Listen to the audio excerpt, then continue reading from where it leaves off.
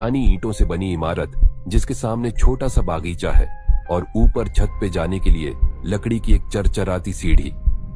ये वाकया पिछले साल सर्दियों में पेश आया। मेरे अब्बू का इंतकाल हो चुका था। अम्मा अपने भाई के यहाँ कुछ दिनों के लिए गईं और मैं अकेला रह गया। रातों को फ्रीलांस काम करता था और दिन में सोता। शुरू में तो सब ठीक रहा, लेकिन फिर चीजें बदलने लगीं।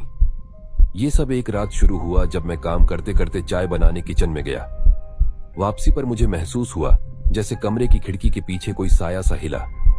मैंने फौरन पर्दा खींचा, लेकिन बाहर कुछ भी नहीं था, बस सन्नाटा।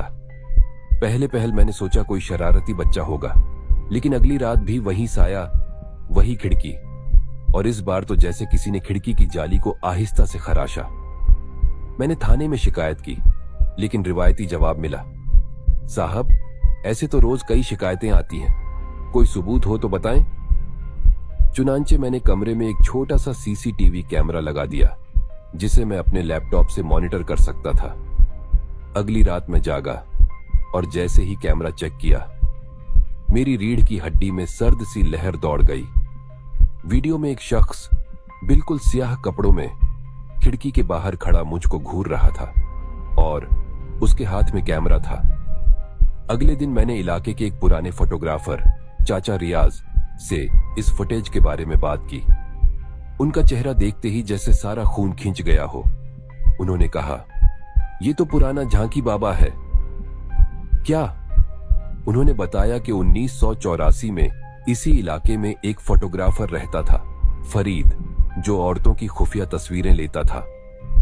आखिरकार जब एक लड़की ने खुदकुशी की, फरीद पकड़ा गया, मगर दौरान हिरासत वो पुलिस की हिरासत में ही मर गया। लेकिन लोग कहते हैं उसकी रूह अभी तक उन घरों में भटकती है जहां वो पहले तस्वीरें लिया करता था।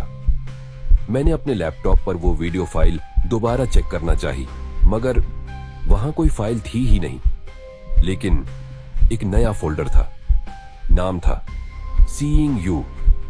मैंने कांपते हाथों से फोल्डर खोला।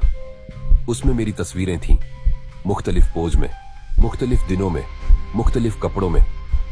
कुछ तस्वीरें तो छत से ली गई थीं, जिन एंगल से मेरे ख्याल में कोई आ भी नहीं सकता। सबसे आखिरी तस्वीर मेरी नींद में ली गई थी और कैप्शन में लिखा था, तुम्हें भी देख लिया, अब तुम्हारी बारी है।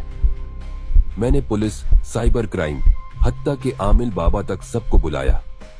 आमिल ने सिर्फ एक बात कही, इस घर में किसी की आंखें छुपी हैं जो मर के भी बंद ना हो सकी। तुम्हें यहां से जाना होगा।